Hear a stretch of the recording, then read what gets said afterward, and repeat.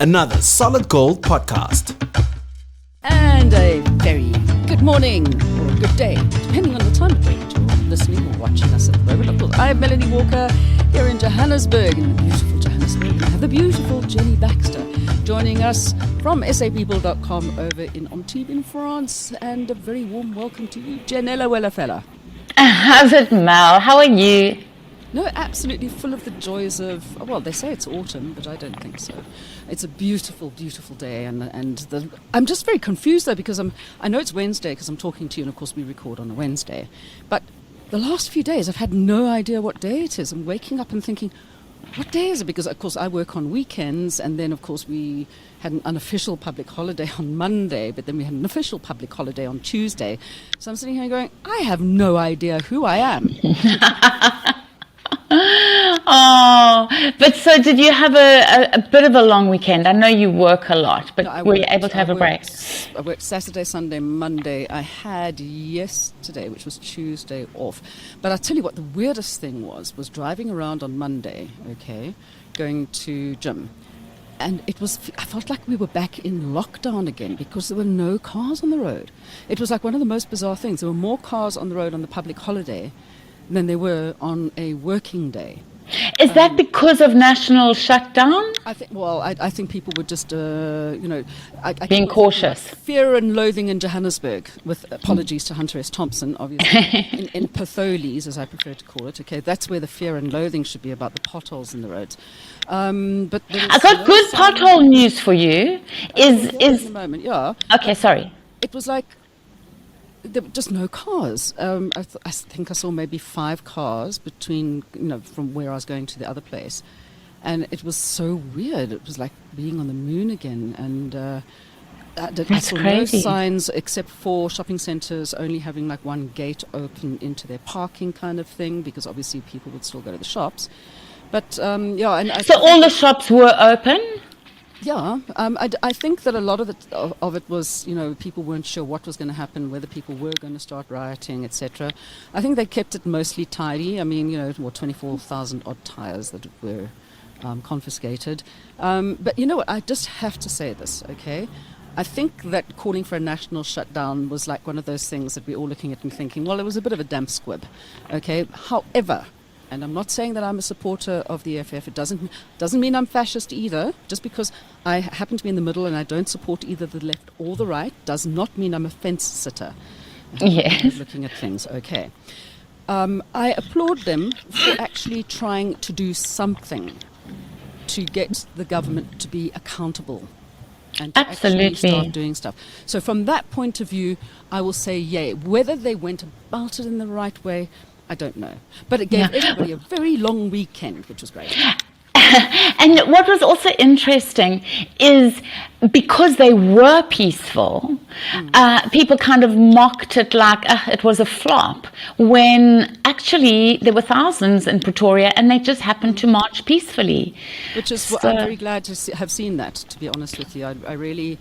the last thing we need at this stage is for people... There were some incidents of intimidation and stone throwing and tyres being set on fire and everything.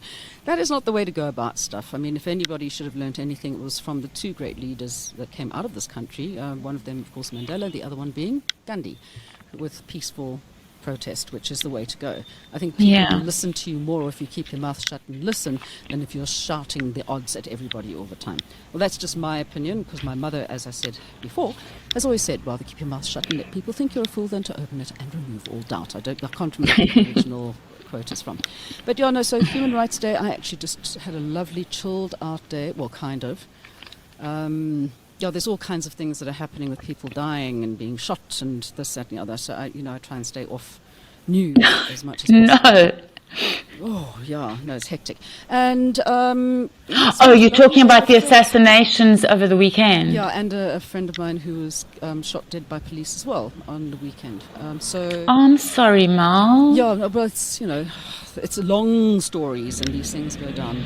But these things still do happen. But it just makes you also take stock of your life and how if you're running your life in the right way, which is what we're always trying to get people to do here in South Africa. Stop thinking about just yourself and start thinking about others as well. So, potholes. What you were going to tell me about the good news about potholes? Because I could have good news in my area. It's not really good news. And I'm actually not a fan of this mentality. But I know that there are people who love it if they know that somebody else is in a worse position than them. And it's just in the last week, Britain published its annual pothole report. And it was pretty shocking. And I think it's something like it's going to take them over 10 years to fix all their potholes. So, often when we post about the South African potholes, expats who live in England say, oh, you should come here.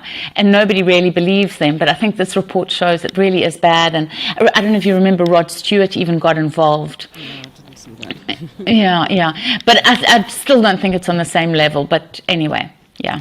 I think I'm very glad with the guys that have been going around and spraying, around the hot pots, potholes, and putting ANC. At least you can see them because they're using luminous paint, which I think is a great idea. That is a good idea. Yeah. That is. But the folies, yeah. Yeah. But you know what I'm loving about the uniquely South Africa is that in the last week there've just been so many snake stories, and yes. I don't really hear a lot of snake stories here in Antibes. So I did once see a snake at the tennis court, but you could have taken it home for tea. It was really tame. But yeah, it's been quite a week with a two-headed snake discovered in. I couldn't look at it. It actually grossed me out so bad. Oh, shame, the poor thing. It's like conjoined twins. Oh. Yeah, really sad. And it has passed away and is going to be put in a museum.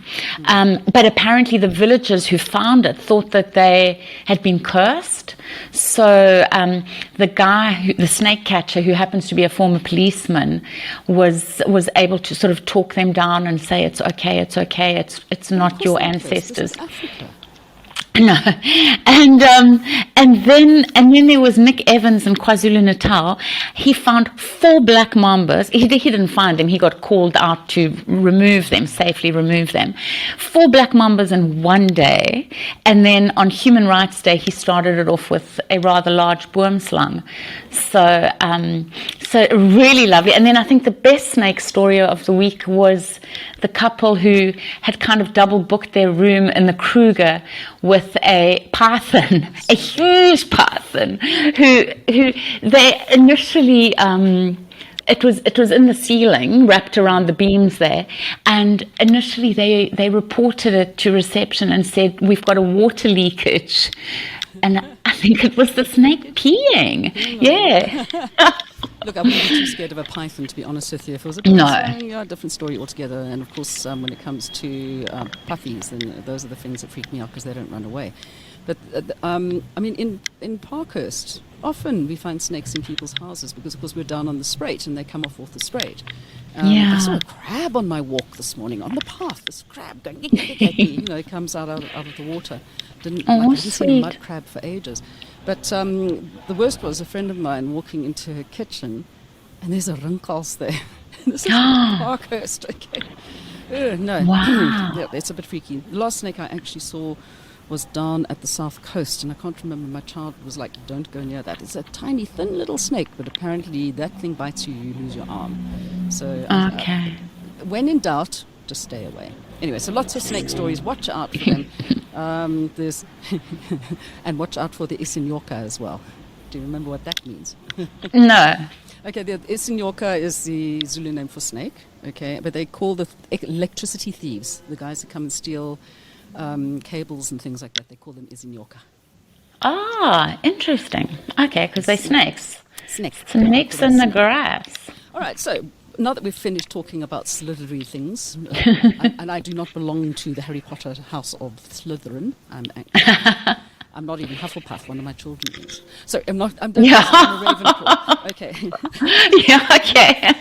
What news do you have for expats? That it really is time to visit Cape Town, or South Africa, but Cape Town International Airport just won for the 8th time in a row, best international airport in Africa, which is amazing. Also, they won for best staff and for cleanest airport and in Africa. And Durban, and this was all in Amsterdam, was the awards last week. It was, the Skytrax ones, which are the biggest and the best airline awards, airport awards. And Durban, I think, came third for the staff and for being the cleanest. And while we're talking about staff, just as we started our podcast, I got news in that Gunrit Foods, who are in Pretoria, they're one of the KFC franchisees, they have just won most excellent customer friendly, welcoming customer service for KFC out of 145 countries. Excellent. That's amazing. It's about the only fast food franchise that I do go for, apart from one pizza place, which is a small concern. But I must admit that I do like KFC. Yum. Thing to admit to. I like the Colonel's herbs and spices.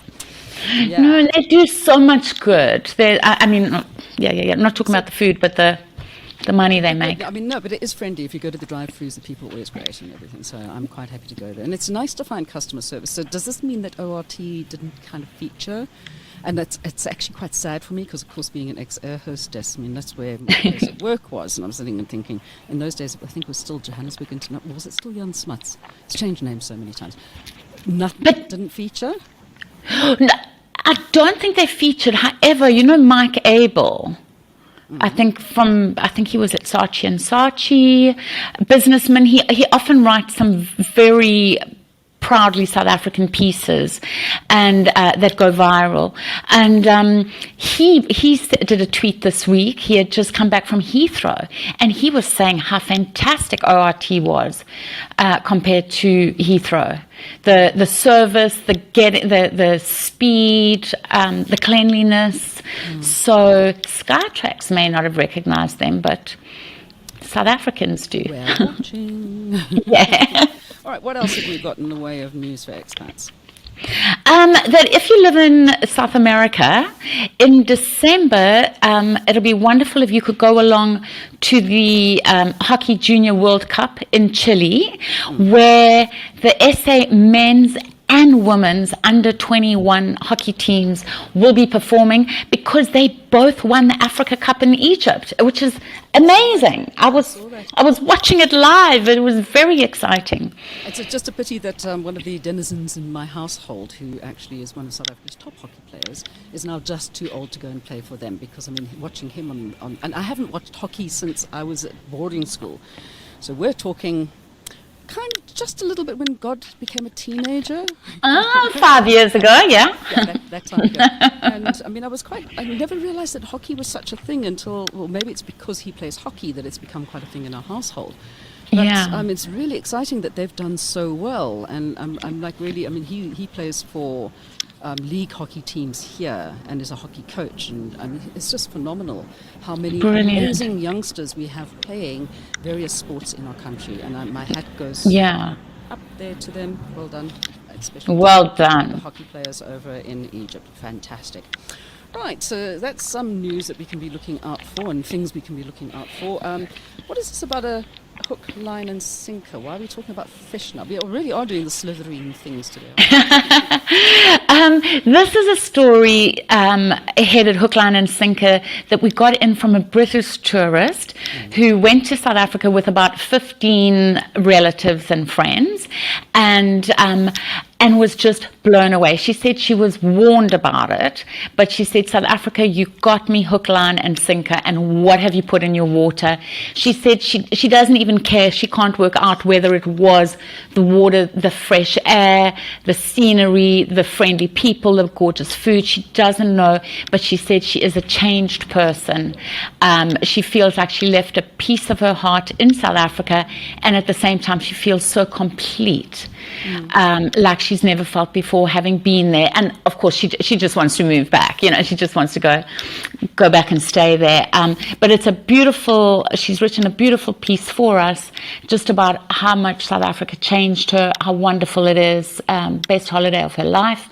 And I might have mentioned before, she was on this trip with this guy Jacko Powell, and he just apparently was a really, really good guide, and she had been so worried because her 4-year-old son has autism and doesn't really connect with the world.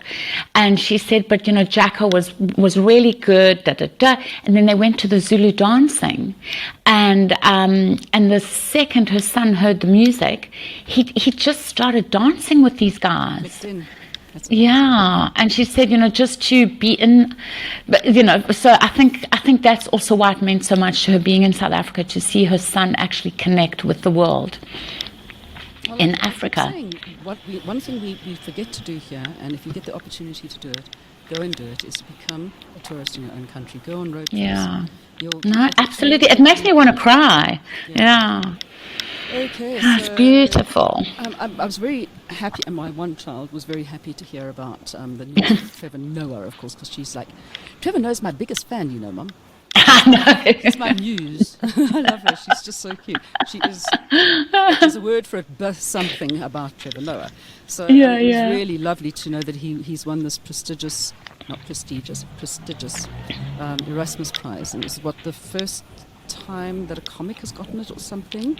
Yes, the first time that a comedian has won it since Charlie Chaplin, who won it in 1965. And it's the Erasmus Prize is like really, really, as you said. Now, I don't want to say prestigious in case I say it wrong, but it's really one of those awards. Hey. I know, mischievous, which only South Africans say. I know. It's going to be your friend if you say it like that, but to be... I'm so sorry. I grew up in South Africa. What can I say? But he won 150,000 euros. But I think the accolade means even more. The King of the Netherlands is the Dutch King is the patron, and so there'll be a ceremony, I think later this month, I'm not sure, where he will be awarded, and it's because the theme was In Praise of Folly, which was one of Erasmus's books, and it's the foundation said that Trevor Noah has this sharp mind and this mocking yet inclusive political comedy. And that's why he just has that spirit. And I think Charlie Chaplin had said that the function of comedy is to sharpen our sensitivity to the perversions of justice within the society. And the foundation said that Trevor Noah absolutely does that. This is one thing that I think a lot of the socially aware people, I think, in the world should actually be looking at stuff instead of sneering at everybody, to actually go and use comedy.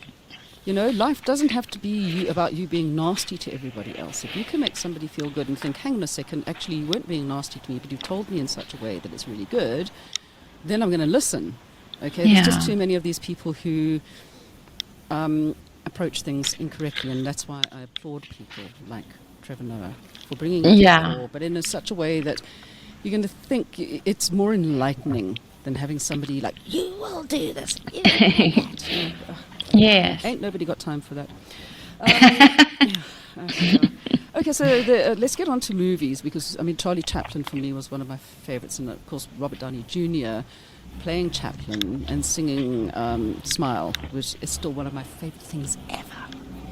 Oh, I never saw that. I must watch it. You've got to get it and see that. That where he sings, and you can see the video of Robert Downey Jr. actually singing Smile as well. It's beautiful. Even my hair's just staying on end. It's one of the nicest movies I've ever seen in my life. And I know all the stuff about Chaplin and this, that, and the other, but it's a beautiful film with a beautiful man in it. Anyway, so what have you got on the world? I know that the World Tourism Film Festival has been on, and I know that you guys are always on top of that kind of thing when it comes to movies. Yes, it was. It's been held in Japan, and a South African company, Love Africa, they their film, which was filmed in Lesotho, and it's called "There's Power in the Mountains." It actually won silver, which is amazing. So it came second. There were over 1,200 entries from around the world at the film festival, and it's just about an overnight trek on horseback through Lesotho, and just about reconnecting with nature and with down-to-earth, generous, beautiful people. So really, really moving. And Cassie, our entertainment editor, has been actually in France this week, in Lille. There's been the TV series festival. And she has interviewed Brian Cox, which is our upcoming next week. Whoa. We'll have that story. We're talking about Brian Cox, the actor, not Brian Cox, the professor who does the Infinite Monkey Cage and used to play with the band D-Ream, obviously. Yes, I thought of you straight away. Yeah, he's in Succession, the Brian Cox you're talking about, the big old guy, not the cute one that everybody thinks is actually a robot that has never ever gotten any older. No, this Brian Cox is so interesting. Oh my goodness, it's so fascinating. I interviewed him a few years ago as well, and you see him on Succession, and he's he's swearing whatever. But when you talk to him, all this stuff just spills out of him that's just unexpected and fascinating. Actor, absolutely. And he loves South Africa. Oh, well, he should come here for a bit. Yeah, well, he's already done one film in South Africa, and also after Mandela was released, he was flown out to do an insurance advert, and yeah, he would very much like to return to do another film. Tell him he can come and stay with me. Okay, so from film royalty to royal royalty. Okay, so got some. Is there a shakedown happening in your area? No, I'm joking. Sorry. So from royalty, I mean, I did see the story that Princess Diana's niece has married one of our rugby people's nephew's son's daughter. What? No, it's kind of a niece and a nephew story. So it's Princess Diana's niece, Lady Amelia Spencer, and Nick Mallett's nephew, Greg Mallett. And everybody's been sort of waiting for this wedding this forthcoming weekend, even the Daily Mail. But it turns out that actually they already did it. So, yeah, just outside Cape Town, beautiful. And there'll be photos in Hello magazine in a week. So Hello got the exclusive, so that's why nobody else knew about it. And we've got some other royals coming out to South Africa. Today they arrived for the very first time ever, the Belgian royal family, who I think will have a wonderful time. I think they're pretty laid back. I don't know if you remember a few years ago, there was a very proudly two South African girls, and they went and took a selfie with South African flags draped around themselves with the royal couple. I don't know if they realized who they were taking a photo of, but it was really... Sorry. Yeah, and the royal couple were grinning away. So I think I've seen a picture of them, and they look like a pretty laid-back family, so that's pretty cool. Like taking selfies with mom and dad in the background. So beautiful. So they'll be doing business and government meetings while they're in South Africa, and sort of really getting the two countries tied up a lot. Okay, so we've and had good lots of local good news here, with people not actually going completely crazy and annihilating the cities. So what other good news have you got that you've come up over your radio? What is a radio? I love, there's a 100-year-old woman who has won the NSRI. She has a 4-car competition, and she won 2 of the cars, which she has donated to her daughter Wendy. And yeah, you should ask Wendy. Maybe Wendy's got a spare car. Mine doesn't work anymore. But it's so, well, you must enter the competition then. The 2023 entries are now open.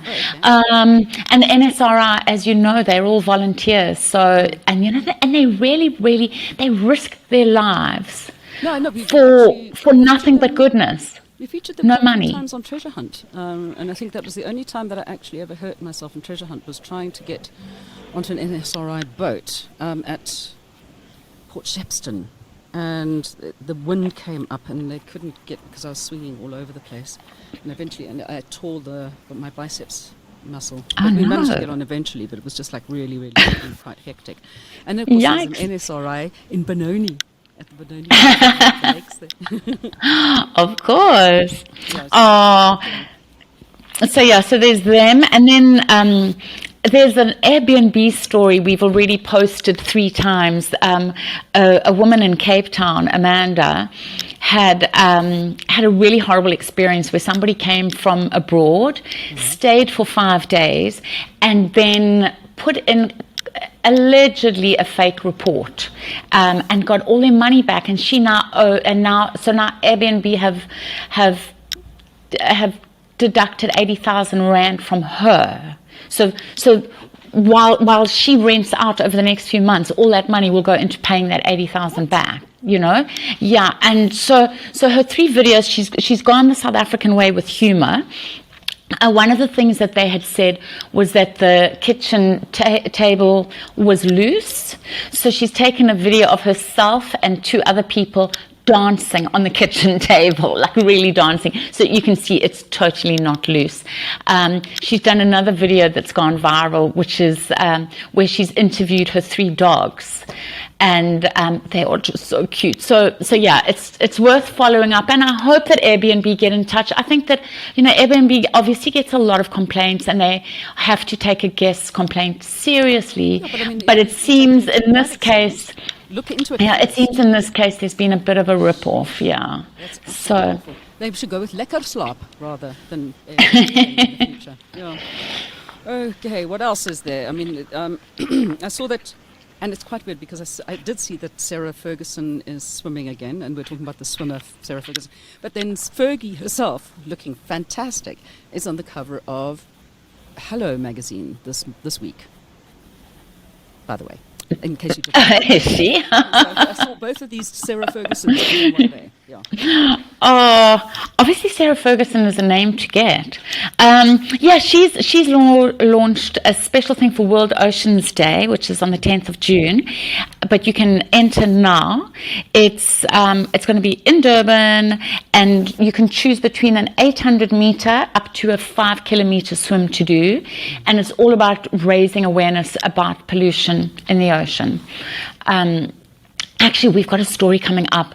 This South African guy who went swimming in Cape Town, and he said that for the first time in his life, he actually felt attacked by some dolphins, and he noticed it was because they were trying to swim away from plastic. And he said it was really, really horrific the first time. Pick up all the plastic. All of it. Yeah. You can see, pick it up. Okay, so you've also got, I actually drank a glass of wine the other day, which is unusual for me because it doesn't like me very much. I did drink some Sauvignon Blanc, and I see that there's a Sauvignon Blanc competition happening where? In South Africa, in the Western Cape, in the Cape Winelands. It's the first time that South Africa has hosted this competition, which is the biggest Sauvignon Blanc competition. It's the first time South Africa's had it. It's been going for 14 years. And I think that there were 10 South African judges, 40 international ones, over 1,200 entries from 20 countries. So everybody was in SA. And I think that the results are going to be announced later this month in Düsseldorf. But the actual competition itself was in South Africa. And it went off spectacularly. Because I don't think anybody does wine farms, vineyards, whatever, as beautifully as South Africa. No, we haven't. Yeah, yeah. By the way, did I tell you that I went to go and see We Will Rock You, which everybody here has been raving about at the casino. And did it rock you? I found myself neither shaken nor stirred. Mainly because I had somebody sitting behind me who, yes, I know they said sing along, but, somebody should tell people, listen, you really can't sing. So eventually what happened is, in the second half, I'd gotten to the stage where I just could not deal with this discordant noise coming from behind me anymore. And I just turned around, looked at her and went, no. Turned sharply back again, so she stopped, to her credit. Oh. But no, the lead singer, I can't think of the girl's name at the moment. She's absolutely brilliant. The styling, the production value, very, very good. But I do feel that sometimes that the music was actually overpowering the singers. And I found the book like a little bit spurious. So and then there were songs that I'd never heard before, and I'm like, is this a Queen song? But anyway, so I mean, it's a lot of, it was fun. But I would still rather go and see Rocky Horror Picture Show. But that's one of those things. Anyway, onto something I'm more excited about that I saw you put here. Giant zebra tracks found in South Africa from 10,000 years ago. What is that about? That's exciting. That's why I put it in just for you. It's that they went extinct 10,000 years ago, So was it but like they... others, though? No. But they also found a lot of quagga footprints as well from Is that 10,000 fossils years ago. Stuck in the soil somewhere. Yeah, but now these were actually just the tracks. But from the tracks they can see so much. So for instance, they can see that they were over 450 kilograms big. The ones in the Cape now, the normal Cape zebra now, are only about 250. So these ones were really giant. Where is this?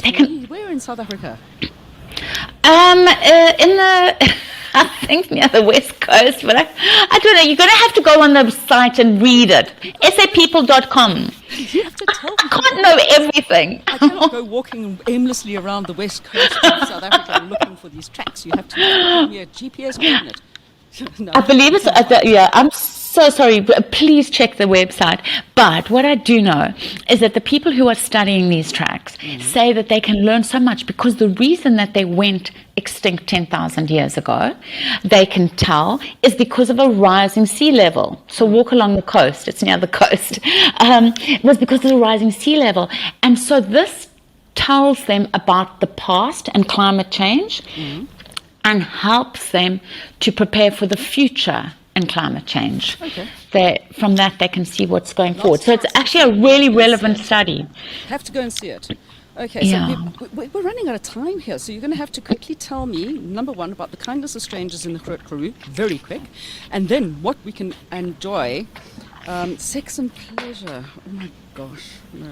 I did see an ad for that, and I'm sitting and thinking, I'm so not. It's even worse than what was the Afrikaans one? It's not Sex and Afrikaans. No, this one is much more you will enjoy this. It is interesting. It is people talking in South Africa and people who live abroad, except for the USA, can also watch this on Showmax. I promise you, it's not going to freak you out like Sex and Afrikaans did. This one is really, really interesting. It's really interesting. There's also Adulting, which is available for South Africans abroad, which is about the bromance of the decade. Some guys who were at university in Joburg. As far as the kindness of strangers in the Great Karoo, just a beautiful story to read. It's kind of like chicken soup for the soul. It's one of those stories of just a lovely Platalanda who sent some gifts to somebody else who she's never even met, just because they have that kind of kindness, just to make someone else's day more beautiful. If you've got Netflix, coming up on the 29th of March is African Folk Tales Reimagined, and there were like thousands of entries. 6 people were chosen from different parts of South Africa, including a South African, and it's a short story. This one's about a mystic river. And then also there was My Below Deck with Ashton Pienaar, who was just so gorgeous. I'm not going to watch it, but I have a friend, one of my best friends, and my daughter have been watching parts of it here and there, and they just said it's absolute. And I'm going to say the word that they use, not me. This is not coming from me. It's absolute crap, but we quite enjoy watching it. And Ashton, there's just something about Ashton that he's South African, and I've often watched Below Deck with South Africans on, but Ashton really captures a beautiful, humble, yet confident South African guy, I'll take your word for it because I'm not going to watch it. Yeah. If you However, have some fun, well, then you can watch Below Deck. Thank you, but I believe that in the next season he lets himself down a little bit, so I don't think I'll watch the next season. But in this season, he made South Africa proud. Everyone fell in love with him. Okay. Yeah. Well, good for him. Okay, and don't forget, of course, coming up during the week, Jenny's going to be publishing that story about the great actor Brian Cox, so keep an eye out for that. And of course you can send stories through to us as well. We need to hear your good news, pictures, whatever. We just want to lighten people's lives up and make them a little happier. Jenny, as always, brilliant to chat. We will catch up with you again next week, and you just be good, and everybody else out there, just be lekker.